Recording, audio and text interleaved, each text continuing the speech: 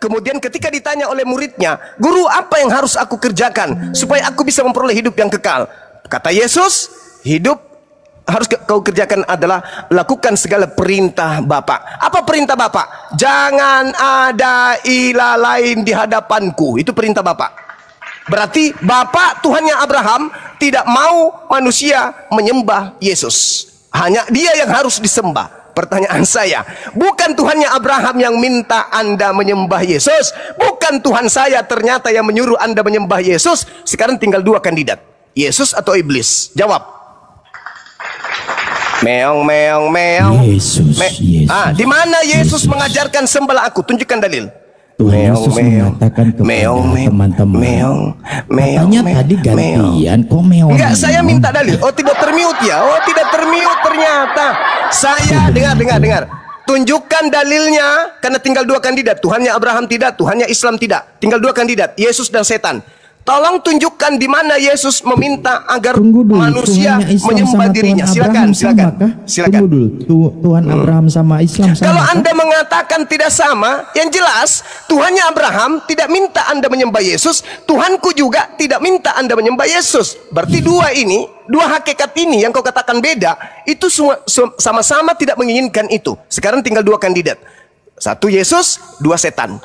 Kalau Yesus yang meminta Anda menyembah Yesus, tunjukkan dalilnya. Kalau tidak ada, tinggal satu kandidat.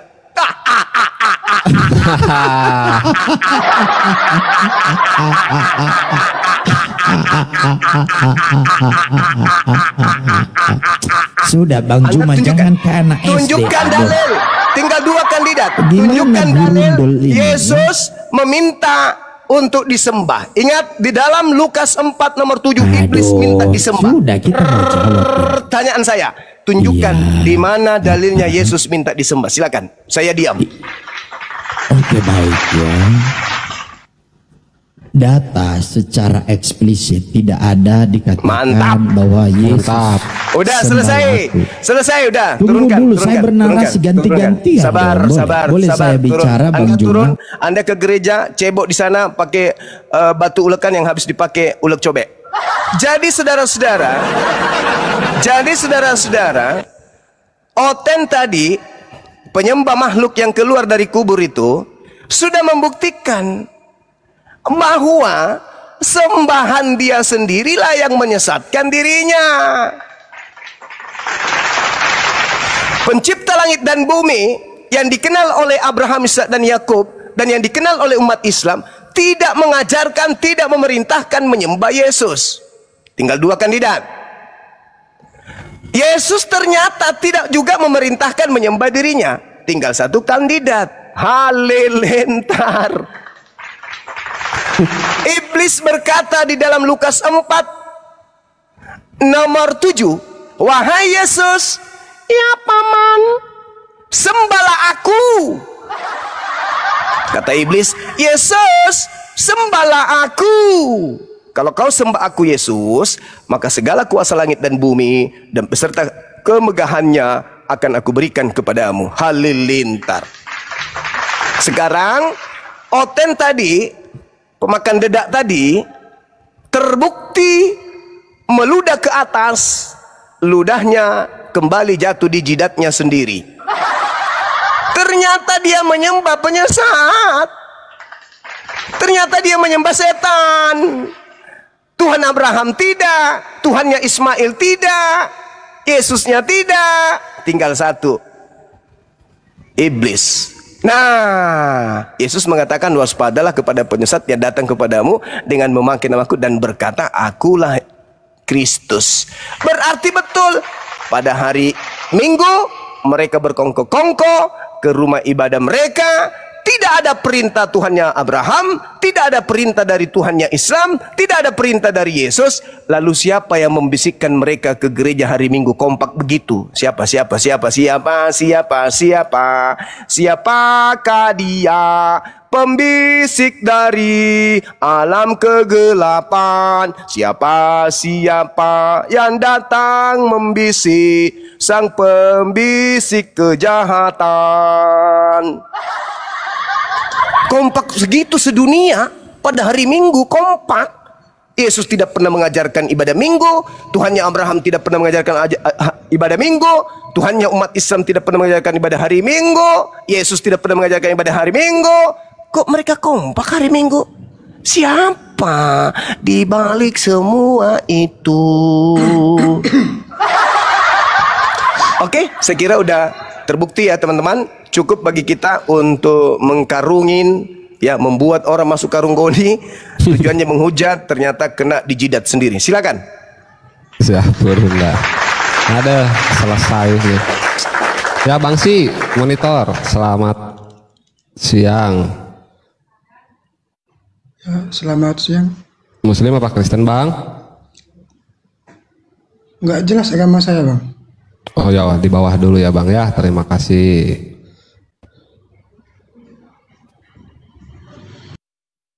Nggak jelas agama saya. Ada gitu orangnya tidak jelas kelaminnya ya. Aku laki apa perempuan ya? Aku bingung Bang. Aku laki apa perempuan, aku bingung. Lucu orang ini. Ini siapa yang naikin lagi ini? Pendeta Longor. Ya, halo. Bang Juma, mau diskusi tidak kita? Berani? Kan udah selesai Pak. Bapak udah mengakui nggak ada perintahnya, apalagi yang mau didiskusikan? Kalian nggak berani diskusi. Udah. Kau sudah terbukti nyembah iblis. Ternyata Bang Tuhanmu Juma itu belum bisa jawab penyesat. pertanyaan saya bahwa alammu ternyata menyesat. penyesat. Lah, Tuhanku bukan Tuhanku yang merintahkan kamu ibadah minggu kok. Anda sendiri yang menjawab. Bukan Tuhannya Yahudi juga, Anda sendiri yang menjawab. Satu-satunya kandidat, kalau bukan Yesus ya setan. Kenapa Anda mengatakan Tuhan saya penyesat? Ternyata terbukti Anda mengikuti setan itu. Kan lucu ente ini. Harusnya Anda malu. Tapi gimana mau malu ya, otak nggak berfungsi. Islam selalu unggul, Islam selalu menang, Islam selalu jaya di hadapan anak setan. Assalamualaikum warahmatullahi wabarakatuh. Selamat siang Bang Zuma dan semuanya. Waalaikumsalam warahmatullahi wabarakatuh. Bahagia. Sehat selalu, salam kenal dari Sulawesi Barat. Iya Bang, terima kasih. Ya, terima kasih Bang. Ya, maaf masuk ke Komal ya, izin. Ya, izin dibawa ya Bang ya. Yang mereka Tunggu dulu. Apa sih orang ini ah? Yang mereka selalu unggulkan itu apa?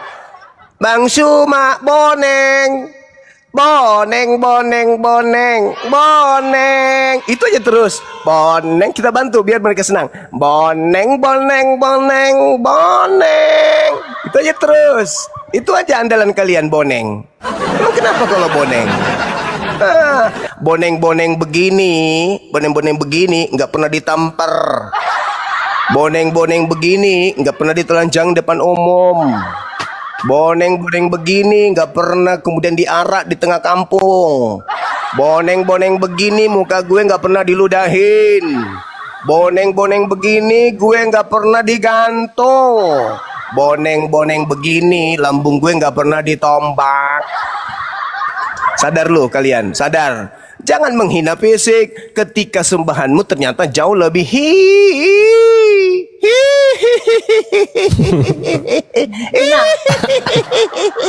Berhenti menghina fisik. Berhenti. Saya dalam sehari minimal 3 kali ganti sempak. Asal lu tahu. Boneng-boneng begini rajin gue mandi. Ya betul. Itu baru minimal, maksimalnya belum ya Bang. Belum apa-apa, gigi saya baru 2 meter. Tahun depan sudah naik menjadi 7 meter. Awas ku cangkul kalian pakai gigi. Jelek-jelek begini rajin mandi gue daripada lo sampai sekarang nggak pernah mandi. Menggantung aja terus.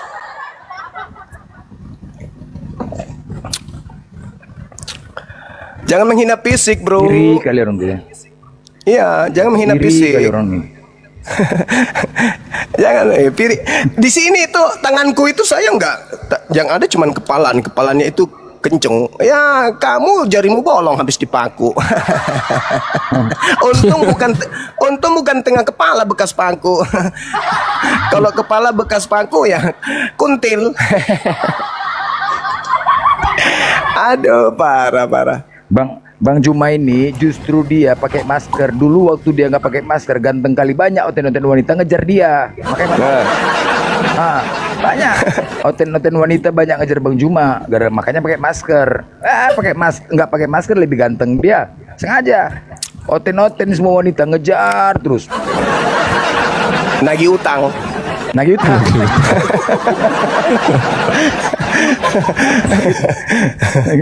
Allah Akbar.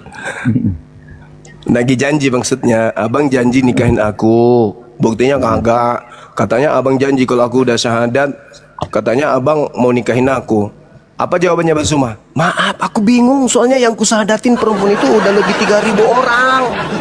Bingung aku mau nikahin yang mana. Udah 3.000 aku janji nikah, yang penting syahadat. Udah 3.000 yang syahadat hanya untuk mau nikah sama aku. Bingung aku jadinya. Allahu Akbar. Masya Allah. Masih mungkin datang besok. Peta Lempu, Assalamualaikum. Salam perjuangan Kanda. Waalaikumsalam warahmatullahi wabarakatuh. Dinas Siapa yang bilang adik saya dibopeng? Gantengnya minta ampun kok. Ai golai sih macolok Indonesia. Besok baru naik nah. Oh, jadi masih di kota ini. Kenapa nggak minta dinas dalam kota biar tiap hari kita ngopi? Enggak. Enak di atas. Mantap di atas. Iya sih. Sama di Bolang itu. Kalau di atas kan iya kan, betul. Kita di gunung memang itu enak. Cuman saya ini Kanda, 2 pekan ini saya tidak naik gunung karena saya diancam terus nih. Ada yang mau kasih terburai usus, mau potong leher, aduh segala macam lah ancaman-ancaman itu. Berani lo. Berani. Ya antisipasi aja.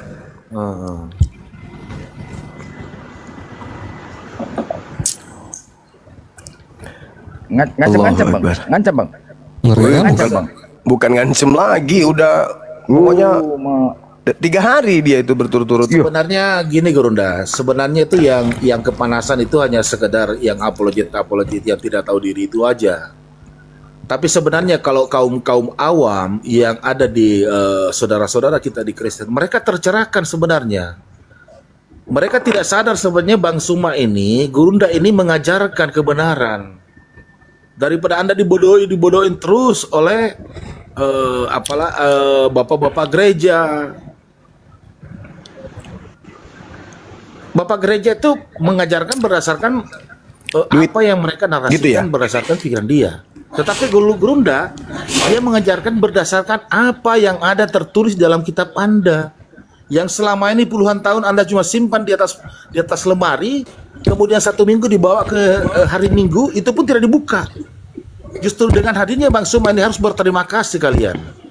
Ngomongin diri sendiri ya, omong kosong. Saya nggak percaya kau ngomong itu. Adab dong Bang kalau naik Bang. Kau penomong kosong Suma. Kayak contoh seperti kalau kau benar, kau tantang Edis. Kalau kau benar, kau tantang Edis.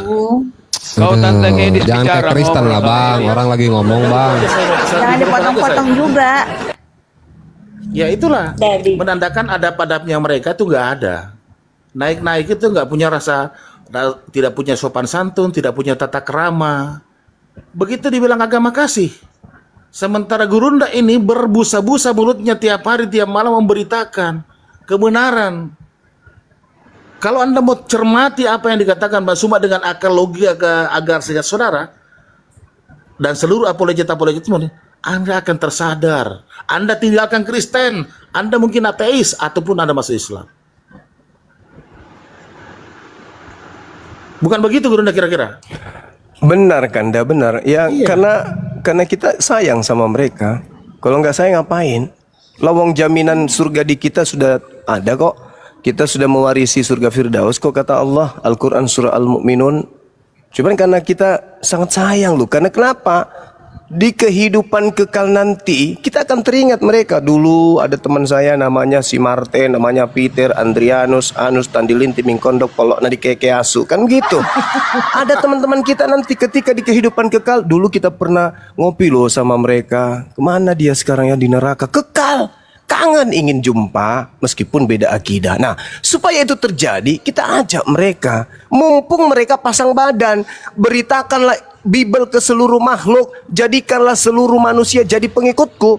Anda mau menjadikan kami sebagai murid makhluk yang keluar dari kubur?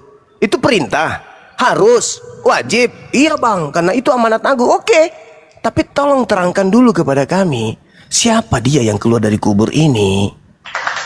Kami nggak mau asal-asal ngikut. Terangkan dulu, siapa yang keluar dari kubur hari ketiga itu, sebelum kami jadi muridnya. Jangankan berbicara mengenai akidah, orang datang di rumah kami bawa sesuatu, pisau, kami harus tanya, ini pisau apa, ini fungsinya apa, terbuat dari mana, apa kegunaannya. Kami tanya, apalagi berbicara mengenai akidah. Enak aja kau mau menjadikan kami sebagai muridnya. Emang dia siapa? Tuhan. Oh, Tuhan sudah ada sebelumnya, kau telat. Sebelum dia keluar dari kubur, Tuhan itu sudah ada.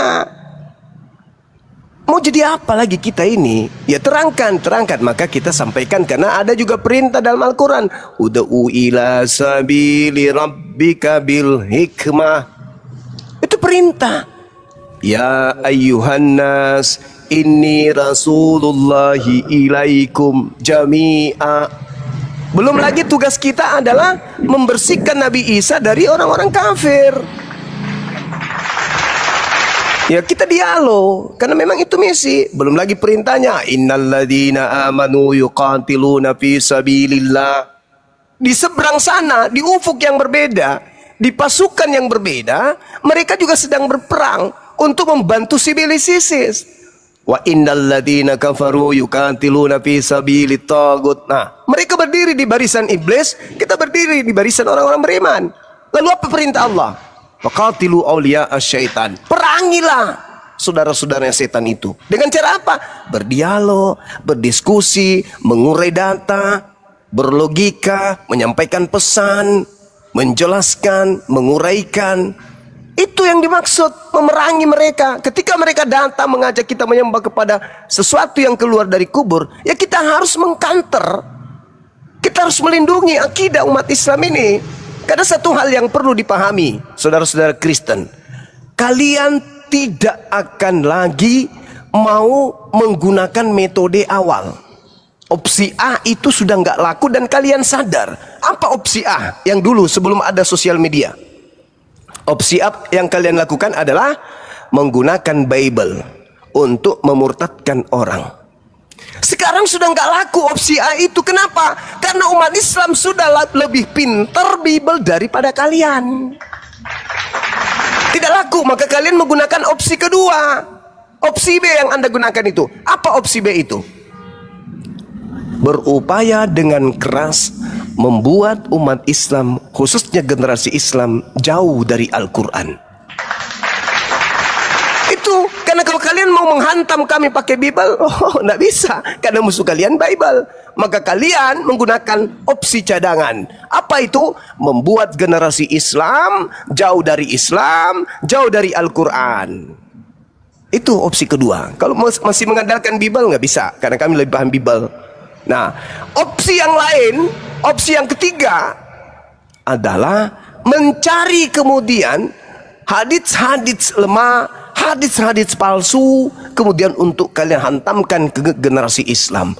Tapi nggak main dengan kami, nggak ngepek maksudnya, nggak terasa gitu loh. Kenapa? Umat Islam itu memiliki beberapa benteng pertahanan. Yang pertama, ketika ente ingin mengajarkan kami Islam, ente kudu wajib ada ijazah. Ketika Anda berpura-pura menggunakan ijazah palsu, ente harus kami uji. Kredibilitas seorang yang memiliki ijazah kudu wajib bisa baca kitab gundul. Benteng kami berat, Anda langkahi, sulit. Ketika Anda membawa hadits, Kami tertawa aja. Kenapa? Anda tidak mengerti asbabul wurud, Anda tidak mengerti usul fikih, Anda tidak mengerti bahasa Arab, Anda nggak mengerti mantik, nahwu, saraf, balaga, i'rab. Jadi mau kayak mana mau jadi pembimbing kami, Cak Kangkung? Sementara syarat untuk mengkaji Islam, memberikan manifestasi dari kaidah Islam, kudu wajib memiliki ijazah. Ijazah. Ingat, ijazah itu berasal dari bahasa kami. Ijazah itu apa? Legalitas, validasi dari yang punya hak memberikan kepada yang sudah berhak. Sekarang kalau saya belajar, kalau saya menyampaikan Bible, apa yang harus menjadi syarat? Saya harus sekolah kah? Tidak juga. Yang penting saya bisa baca. Berbeda dengan Al-Quran, berbeda dengan hadits. Kudu memiliki disiplin ilmu dan wajib hukumnya berijazah, baru mengajarkan Quran hadits. Tak bisa kalian itu di dalam hadis riwayat ini ada di situ berkata tiada kemilau seindah sangsil. Hei, lu siapa rupanya? Hah? Lu siapa? Long manusia aja bisa kau edit jadi Tuhan kok. Tuhan bisa kau edit jadi manusia kok. Hah? Apalagi yang kayak gitu-gitu. Hadis riwayat ini disampaikan dari Anas. Anas berkata kepada Abu Rahman. Abu Rahman menyampaikan Usaim bin Kalab. Kalab menyampaikan kepada ini. Dan Rasulullah Muhammad SAW bersabda, tiada kemilau seindah sangsil. Hadis riwayat bom-bom. Wah, orang yang tidak paham, orang yang tidak ngerti bisa percaya. Tapi orang yang mengerti kaidah Islam tak mungkin. Jadi metode itu yang kalian pakai sekarang. Tapi maaf, selama kami masih ada, ya masih dikandung badan, nobody can stop me. You know? Tidak akan ada yang bisa menghentikan saya dan teman-teman yang lain. Silakan. Siap, Guru Nda. Ya, sih udah tahu sekarang agamanya apa? Si dibuka mute-nya sih, atau masih bingung? Hadis riwayat bom-bom. Ya sih, ya, udah bang, nemu agamanya? Gini bang, saya mau nanya nih bang ya, sebentar. Iya, abang agamanya apa? Saya agamanya nih masih bingung bang. Enggak, dari KTP lah, KTP apa? Kalau KTP Kristen bang. Nah udah Kristen aja, kenapa bingung? Nah makanya saya mau nanya, ini asal usul Al-Quran bang. Abang Kristen, bingung tentang agamanya Kristen, bingungnya tiba-tiba mau nanya Islam biar nanti kalau menghujat Islam nggak kelihatan banget gitu atau gimana? Bukan bang, saya bingung. Ateis, dinamisme, animisme, apa dulu makanya agamanya? Ya udah bilang dulu aja mau bertanya apa. Sok silakan. Cuman mau nanya. Ini mau nanya asal usul Al-Quran bang. Saya jawab. Asal usul Al-Quran dan merasa Islam yang paling benar. Kira-kira gitu ya. Nah cobalah dijelaskan asal usul Al-Quran itu aja. Baik. Jadi Al-Quran surah An-Najm, Allah subhanahu wa ta'ala menjelaskan ketika ada orang-orang yang menganggap Nabi Muhammad itu sesat, keliru. Maka Allah menjelaskan tentang Al-Quran. Bismillahirrahmanirrahim. Ma dalla sahibukum wa ma gawa. Nabi Muhammad itu tidak sesat dan tidak keliru. Wa ma yantiqu anil hawa, dan tidaklah yang diucapkannya itu Al-Quran menurut hawa nafsunya. In huwa illa wahyu yuha.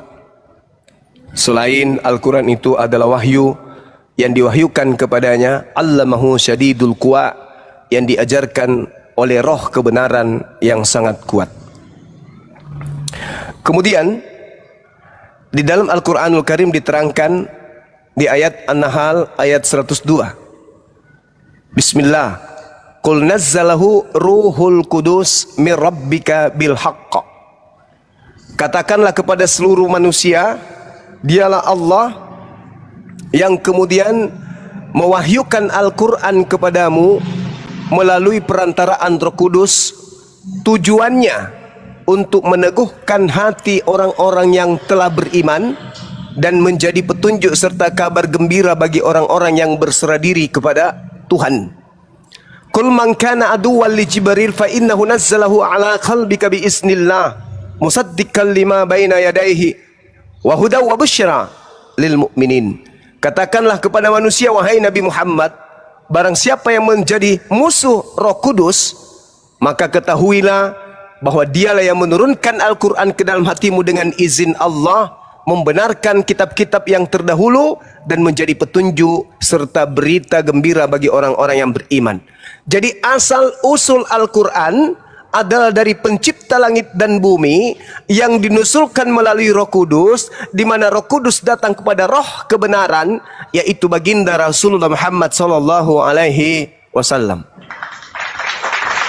Kalau begitu, Al-Quran ini berasal dari yang maha mengetahui, alim, maha mengetahui, sama, maha mendengarkan, basir, dan seterusnya.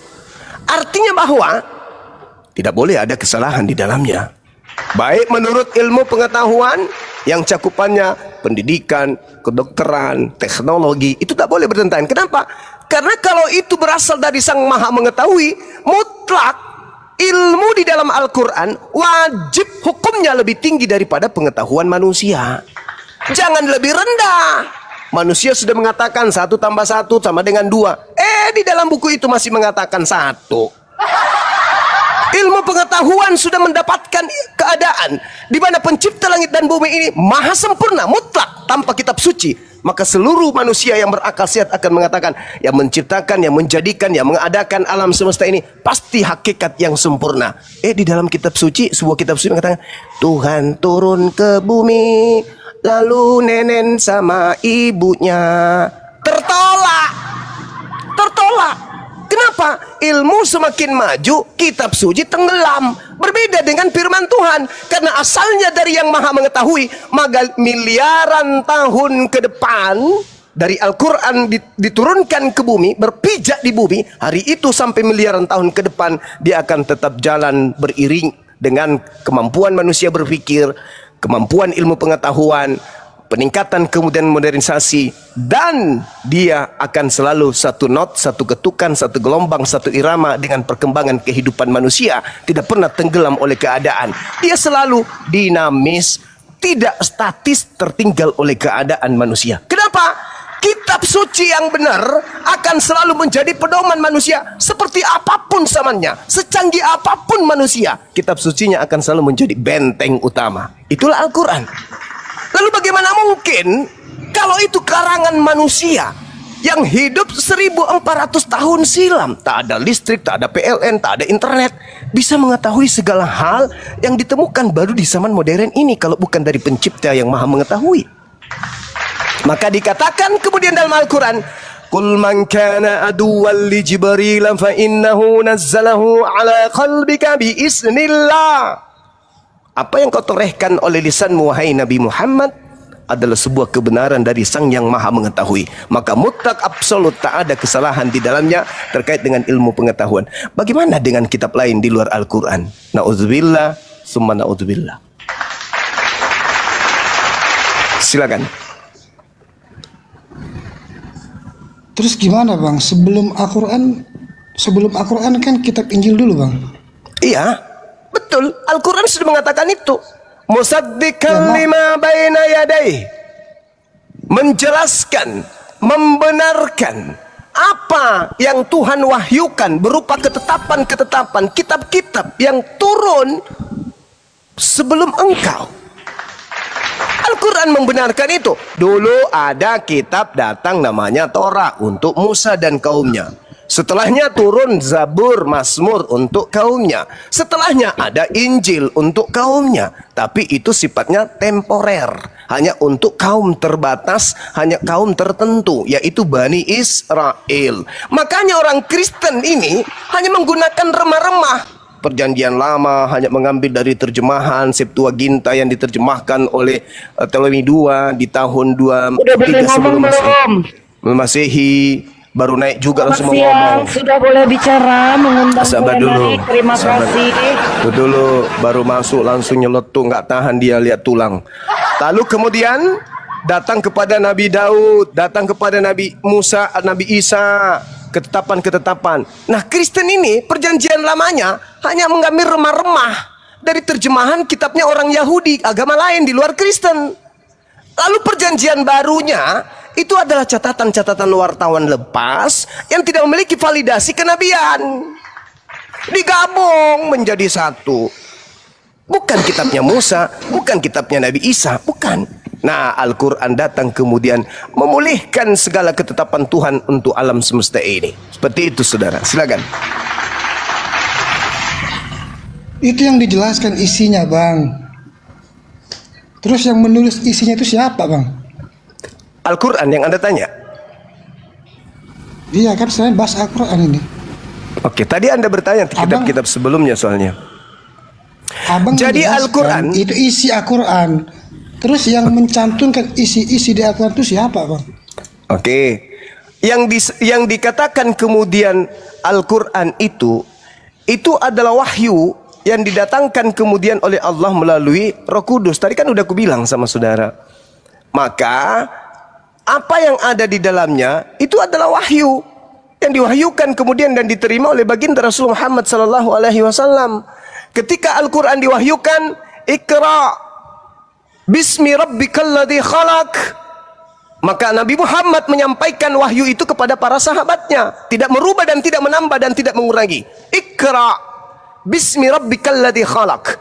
Budaya apa yang dipakai, metode apa yang dipakai menyampaikan Al-Quran ini kepada para sahabat? Hafalan. Jadi terlontar dari lisan Nabi Muhammad, Iqra bismi rabbikal ladzi khalaq. Bacaan ini dilontarkan oleh Nabi Muhammad, dihafalkan kemudian oleh para sahabat. Serentak mereka menghafal bacaan yang sama. Begitu seterusnya sampai kemudian Al-Quran itu diselesaikan. Seluruh sahabat menerima, mendengarkan, menyimak dan juga menghafalkan. Makanya Al-Quran, kitab Al-Quran ini memiliki validasi dari sumber. Apa kata Nabi Muhammad? Khuzu Al-Quran min arba'ah. Terimalah Al-Quran, ambillah Al-Quran, terimalah pengajaran Al-Quran dari keempat sahabatku, Abdullah bin Mas'ud, Salim Mu'az bin Jabal, dan Ubay bin Ka'af. Nah, kalau kitab saudara, ada enggak perintah seperti itu? Yesus berkata, terimalah kitab Lukas dari muridku Lukas. Enggak ada. Nabi Muhammad memberikan validasi. Terima Al-Quran dari ini, dari A, dari B, dari C. Ada validasi. Maka mereka yang memiliki validasi ini diberi ijazah. Namanya itu adalah ijazah dan wasimaan. Ijazah setoran dan semaan. Jadi prakteknya gini, Nabi Muhammad SAW membacakan Al-Quran. Para sahabat kemudian mendengarkan dengan seksama. Setelah sang guru Nabi Muhammad selesai membaca, maka murid sahabat membaca ulang yang dibaca oleh gurunya dan menghafalkan. Ini adalah metode talaqi Al-Quran seperti yang digunakan oleh malaikat Jibril kepada baginda Rasul Muhammad SAW. Malaikat Jibril membaca, Nabi Muhammad mendengar, habis itu Nabi Muhammad menghafalkan. Begitu juga kepada muridnya, Nabi Muhammad membacakan, melisankan, sahabat-sahabatnya mendengarkan, lalu sahabat juga menghafalkan. Itu metode atau budaya, tradisi penyampaian Al-Quranul Karim. Kitab Anda tidak mensifati sifat itu. Kitab Anda itu hanya hasil penyelidikan orang-orang yang tidak dikenal oleh Yesus itu sendiri. Bahkan Anda sendiri pun tak mengenalnya. Demikian. Ya, sebentar. Saya bentar. Ini Natali nggak sabar dia. Coba Natali ada mau sampaikan. Sebentar, nggak sabar dia. Silakan Natali. Bentar aja ya sih. Ya, terima kasih. Saya tidak mau yang tidak baik terjadi ya. Oke. Sekarang saya mau tanya, yang membangun Ka'bah itu siapa? Jangan geek, jangan report ya. Jangan report, jangan geek. Saya hanya bertanya, yang membangun Ka'bah itu siapa? Silakan. Baginda Rasulullah Muhammad SAW ya membangun Ka'bah dengan para sahabatnya, murid-muridnya. Kenapa? Bukannya Ibrahim. Pertama Abraham. Coba yang benar, jelaskan yang benar, yang berani, yang jujur. Nabi yang Muhammad membangun Ka'bah walaupun cuman batu, walaupun cuman pagar. Nabi Muhammad kemudian Nabi Muhammad yang melanjutkan bangunan dari kakeknya. Kalau dengar Nabi Abraham, kenapa di mute? Saya Nabi, bertanya. Yang Nabi pertama Abraham, kali membangun Ka'bah itu siapa? Kali ini sedang dijelaskan sebentar ya, tertib adabnya didahulukan dulu ya. Silakan Bang Zuma. Nanti kau kumut kok nanti ya, mut. Iya, jadi gini, sekali lagi saya katakan kepada saudara, tradisi Yudaism sendiri ya, bukan Kristen. Ya, Yudaisme. Siapa yang membangun Ka'bah pertama kali? Itu Al-Quran aja ditulis sama Nabi Muhammad. Nabi Muhammad yang membangun setelah kemudian dibangun oleh kakeknya Ismail dan buyutnya Abraham. Setelah kemudian yang pertama membangun siapa? Lalu Abraham, oleh Ibrahim. Setelah kemudian Abraham, Ibrahim. Imannya kuat imannya, tapi diusir juga dari surga itu Nabi. Astagfirullahalazim. Bang saya sebentar ya. Coba yang jujur, jangan Karena gelagap. tadi sudah dijawab tadi sama Bang Zuma ya. Kenapa ya? Muhammad atau Pertama kali Ibrahim? membangun itu adalah Ibrahim. Sudah ya, selesai ya. Nggak paham dia. Abraham. Oke, sebelum Islam ya. Iya, karena Islam Berarti itu Ibrahim sudah ada. agamanya apa? Islam itu Kalau sudah ada begitu, dari sejak Ibrahim Adam agamanya alaihissalam. apa? Kalau dibangun sebelum Islam datang. Oke, Belum Nabi Muhammad menyembah Tuhan negeri Mekah. Ibrahim Udah diturunkan. Sabar. Diturunkan aja orang gila kayak gitu, turunkan aja. Dia sudah lelah bersundal kayaknya. Udah lelah kali dia. Dengarkan ya penikmat ubi kayu ya, dengarkan. Saudara itu harus ngerti, Abraham meninggalkan dua anak. Anak tunggal pertamanya adalah Yishmail. Yishmail mendapatkan warisan dari ayahnya Abraham, yaitu Ka'bah, Masjidil Haram. Anak yang kedua, yang bukan anak tunggal tapi anak kedua, itu mendapat warisan di Palestina, Baitul Maqdis. Dua anak ini, Baitullah dan Baitul Maqdis, itu warisan mereka. Karisteng, penyembah makhluk yang keluar dari kubur, itu tidak punya hak mengganggu-gugat warisan kedua anak ahli waris ini. Nggak ada hubungannya kalian dengan kami. Kalian itu kiblatmu di sana tuh, di Roma, Vatikan sana. Sana tuh. Itu kiblat kalian, bukan kiblat kalian ke Palestina. Palestina itu milik Yahudi. Sedangkan keberadaan daripada Ka'bah, Anda baca di dalam Al-Quran surah Al-Baqarah ayat 127, sudah dijelas di situ. Wa is yarfa'u Ibrahimu kawaida minal baiti wa isma'i rabbana taqabbal minna innaka antas samiul alim. Kalian tidak bisa mengganggu-gugat itu. Ingatlah ketika Ibrahim meninggikan pondasi Baitullah bersama anaknya Ismail. Seraya berdoa kepada Allah, ya Rabb, ya Tuhan kami, terimalah amal dari kami. Sesungguhnya Engkaulah yang maha mendengar, lagi maha mengetahui. Itu hak mutlak kepunyaan Nabi Ismail, pewaris. Kemudian dibersihkanlah rumah ini, Baitullah ini, oleh Nabi Muhammad setelah ternodai, dikotori oleh orang-orang pagan Quraisy. Dibangun kembali oleh Nabi Muhammad. Dan itu pembangunannya dinubuatkan di dalam kitabnya orang Yahudi. Yesaya 60. Di situ dalilnya bertaburan. Ya, Yesaya 62. Di sana bertaburan dalil. Yesaya 35. Di situ akan ada jalan raya yang akan disebutkan jalan suci, jalan kudus. Orang-orang yang tidak sunat tidak boleh melintasinya, dan orang yang pandir tidak akan mengembara di atasnya. Tidak akan ada lagi kabar tentang perbuatan keras di negerimu, tentang kebinasaan atau keruntuhan di daerahmu. Engkau akan menyebutkan tembokmu selamat dan pintu-pintu gerbangmu pujian. Alhamdulillah. Yesaya 62, orang akan menyebutkan mereka bangsa yang suci, orang-orang yang tebusan Tuhan, dan engkau akan disebut yang dicari, kota yang tidak ditinggalkan. Yesaya 60:17, sebagai ganti tembaga aku akan membawa emas, dan sebagai ganti besi aku akan membawa perak, sebagai ganti kayu tembaga dan sebagai ganti besi aku akan memberikan damai sejahtera, Islam dan keadilan yang akan melindungi dan mengatur hidupmu. Hanya Islam. Yesaya 60:11, pintu-pintu gerbangmu akan terbuka senantiasa, baik siang maupun malam. Tidak akan ada tertutup lagi, supaya orang-orang dapat membawa kekayaan bangsa-bangsa mereka kepadamu, sedang raja-raja mereka ikut digiring sebagai tawanan. Yesaya 60:15, sebagai ganti keadaanmu dahulu ketika engkau ditinggalkan, dibenci dan tidak disinggahi seorang pun. Sekarang aku akan membuat engkau menjadi kebanggaan abadi, menjadi kegirangan turun-temurun. 1400 tahun Ka'bah tidak pernah runtuh, Ka'bah tidak pernah kemudian jatuh, Ka'bah tidak pernah kemudian terpuruk. Tetap ramai, seluruh raja-raja, seluruh bangsa datang tunduk di sana. Yesaya 60:7, segala kambing keturunan Khedar anaknya Ismail terhimpun kepadamu, domba-domba jantan anaknya Ismail akan tersedia untuk kepada ibadahmu, Nebayot. Semua akan dipersembahkan di atas mezbahku sebagai korban yang berkenan kepada aku, dan aku akan menyemarakkan bait keagunganku, Ka'bah Mekah semarak terus siang dan malam. Ini di mana? Di mana itu? Aku akan segala kambing keturunan Ismail akan terhimpun dalam ibadahmu. Itu di mana terjadi? Di mana keturunan Ismail sekarang menghimpun binatang-binatang untuk ibadah? Itu di mana? Di mana? Di mana? Di mana? Di mana? Di mana? Di mana? Di mana? Makanya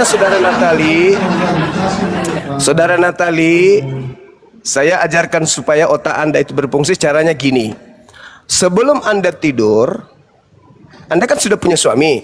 Sebelum Anda tidur, Anda ambil air 1 gelas, panaskan sampai mendidih.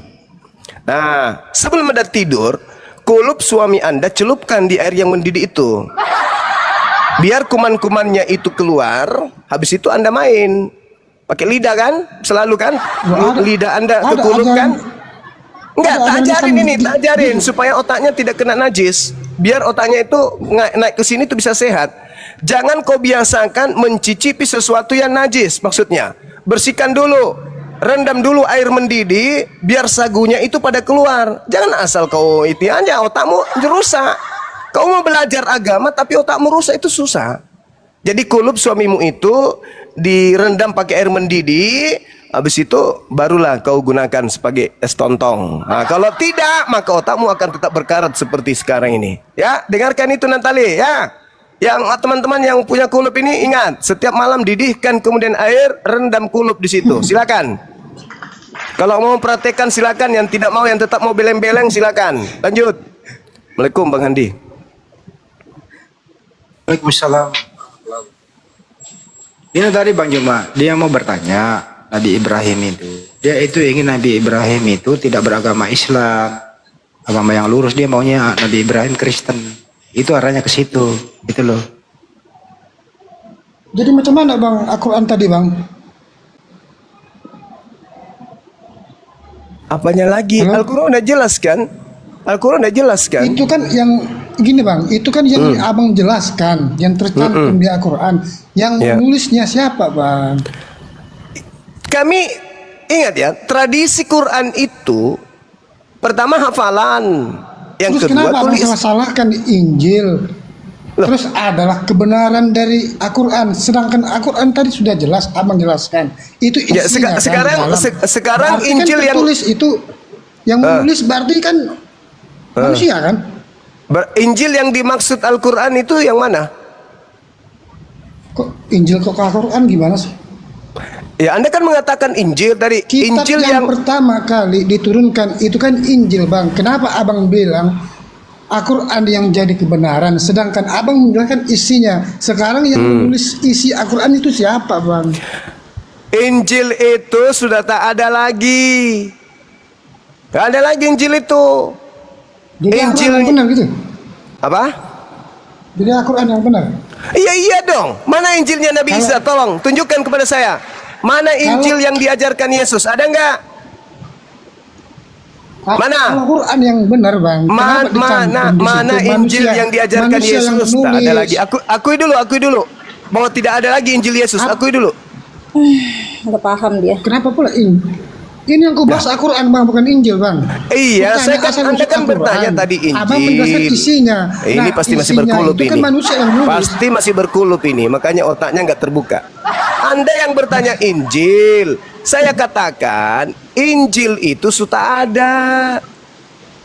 Yang ada di dalam tangan Anda itu cuma tulisan-tulisan wartawan yang kalian ganti dengan sebutan Injil biar dianggap koren. Nah, berarti benar di Al-Quran juga seperti itu bang. Kenapa Al-Quran? Kan? Kenapa Al-Quran?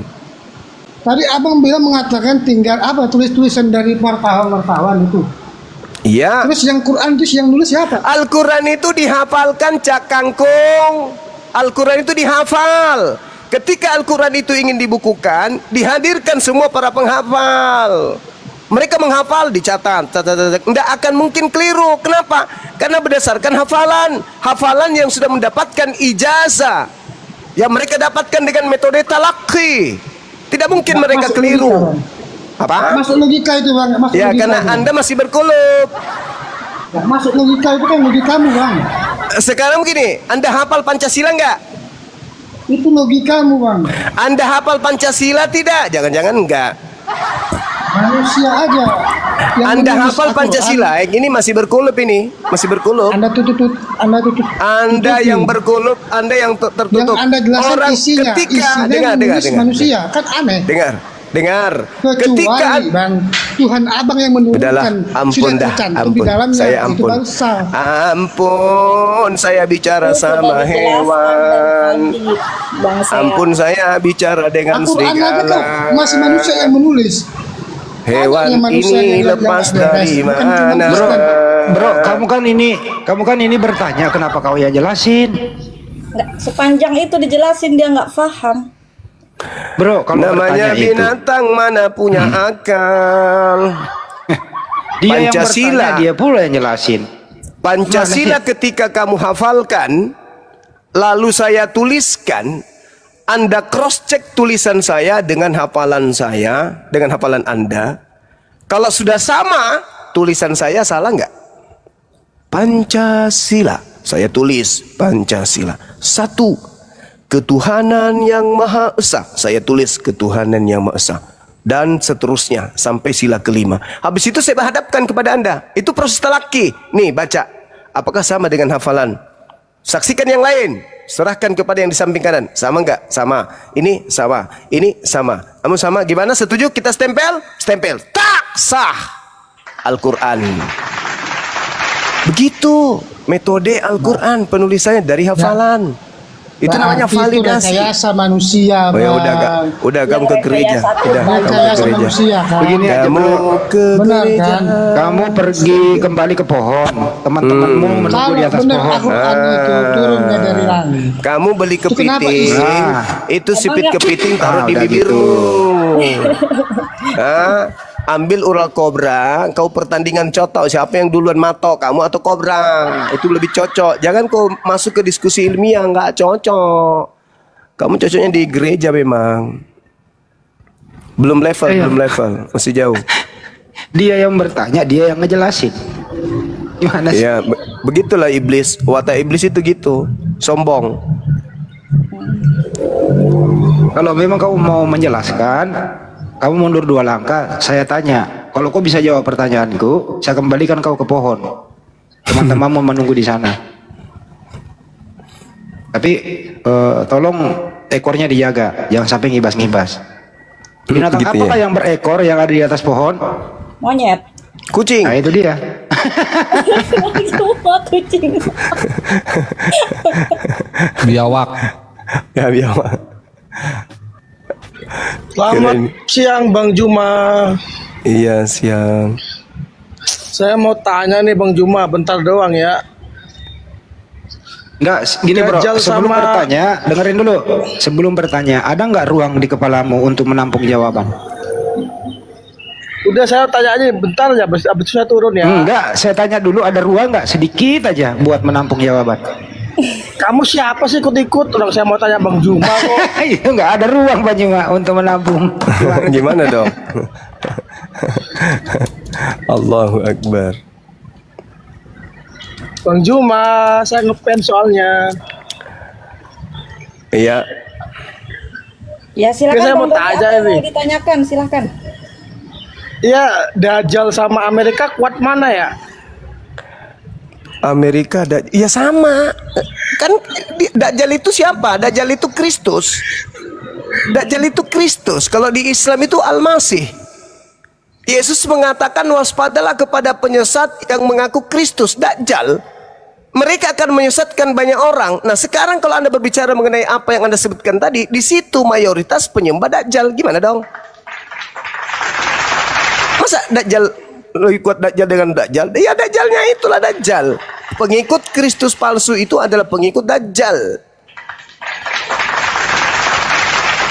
Dajjal dalam kaidah Islam itu adalah iblis yang menggunakan gelarnya Yesus, Al-Masih, Kristus. Ada dua yang bergelar Kristus di Islam, Al-Masih di Islam. Isa Al-Masih dengan Dajjal Al-Masih. Nah, di dalam agama kalian, Anda disajikan sebuah kitab di mana di dalamnya Yesus meminta muridnya agar waspada kepada Al-Masih palsu alias Dajjal Al-Masih, Kristus palsu. Itu Ngarang bebas, tegarang bebas. Nah, nggak sadar dia. Di kepalanya kan? Nggak ada tempat memang, nggak ada. Katanya kan tadi bertanya aja habis itu turun sudah dijawab ya. Silakan. Nggak ada tempat. Betul kata Bang Handi, di kepalanya nggak ada tempat. Aku mau interaktif dulu sama semuanya, mau siapapun yang mendengarkan. Pertanyaan sederhana. Tentara manakah yang paling kuat yang pernah ada di muka bumi? Tentara Romawi. Alasannya? Bisa membunuh Tuhan. Wih, pinter nih. Keren. Tuhannya siapa yang dibunuhnya? Tuhannya orang Kristen. Pintar.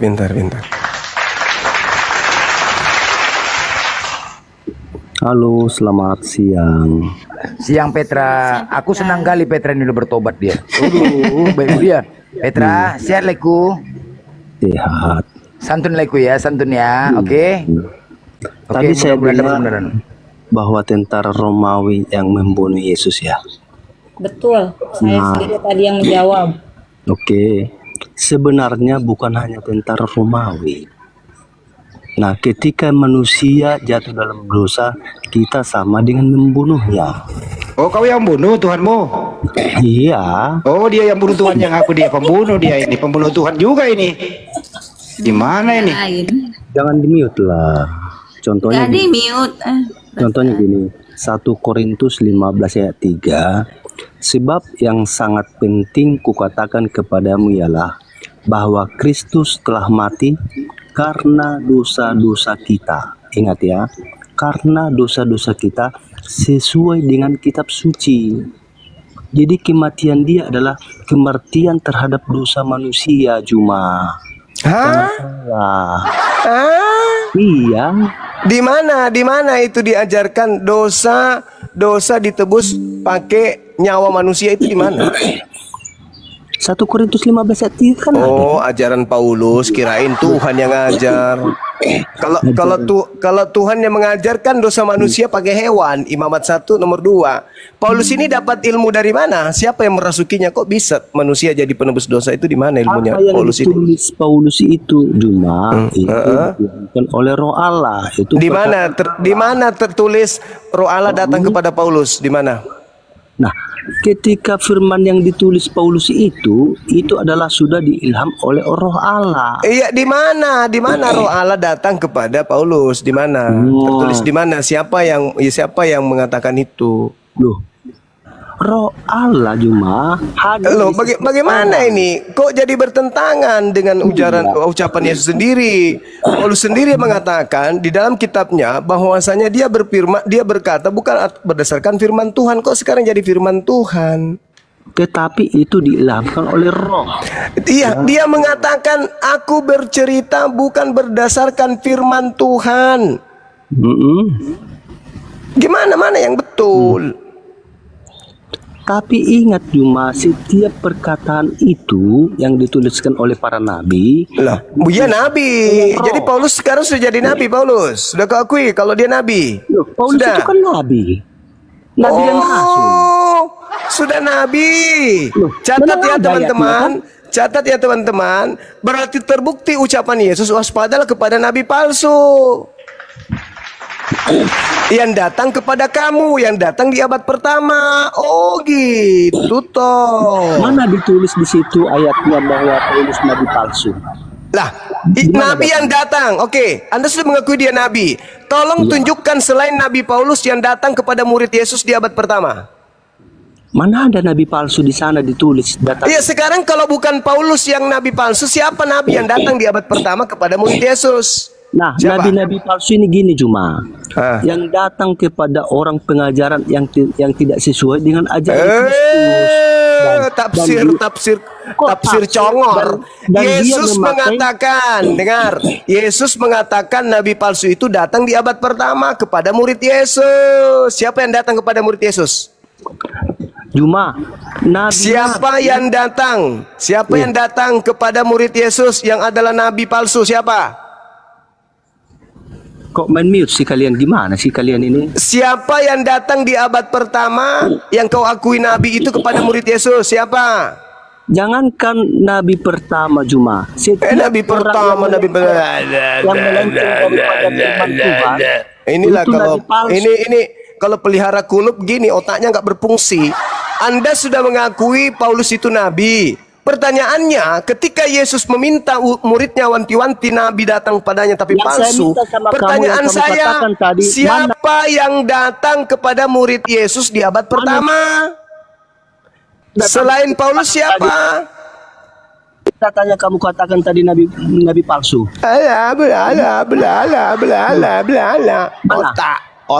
Otak. Bernanah otak kau itu kan?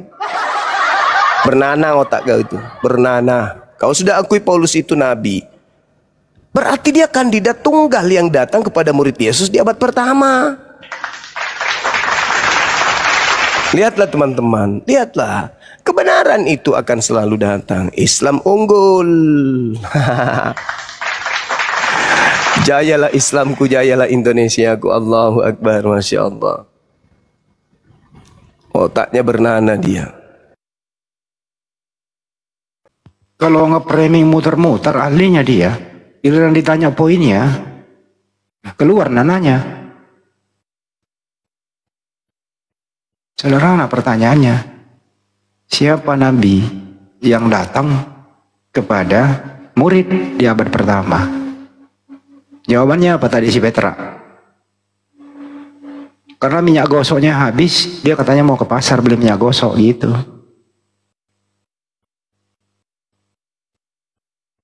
Saya mau nanya kepada kalian semua, kenapa ya Kristen ini ya, mayoritas yang naik di sini nih, kenapa ya pada nggak nyambung ya teman-teman? Apa kira-kira alasannya ya? Kenapa pada nggak nyambung? Tolong dijawab.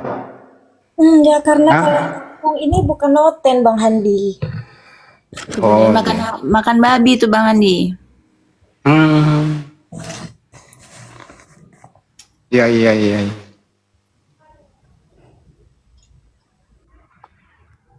Lain ditanya, lain dijawab. Ini Syah Islam Kristen. Syah monitor. Syah. Sekali lagi ya Syah, turun. Tapi saya akui loh Bang Juma, sabar gitu ya. Ini kalau di pendidikan formal nih, di dalam kelas gitu ya, kalau mahasiswa semua kayak gini, stres itu dosen. Biar digaji 100 juta per bulan mengundurkan diri, kalau gini semua mahasiswanya. Tapi karena ini dakwah, perintah dalam Al-Quran, yang menguji memang kesabaran. Apalagi Banyumak bersolok karir ya semalam ya. Alhamdulillah misalnya, sabarnya minta ampun. Bagaimana berusaha satu topik ini, gula itu manis, gitu ya. Diputer 67 tahun baru ngaku iya gula itu manis. Tadinya bilang pahit. Bagaimana Bang Juma mengambil analogi, edukasi sampai ke titik terendah, dibawa ke titik tertinggi gitu loh. Ya, 6 jam 7 menit baru ngakui bahwa iya benar Bang Juma, saya mengaku gula itu manis. Itu loh. Bayangkan itu teman-teman, menghadapi mereka ini butuh kesabaran. Kalau ini bukan perintah dalam Al-Quran, ya buat apa dakwah ini terus diteruskan? Itu ya. Jadi butuh kesabaran, teman-teman. Kalau nggak sanggup, kecilkan volume. Jangan mengharap mereka itu datang membawa damai, tapi melainkan apa? Pedang. Oh, pada pinter lu. Sekali lagi, datang ke muka bumi ini jangan mengharap membawa damai, tapi melainkan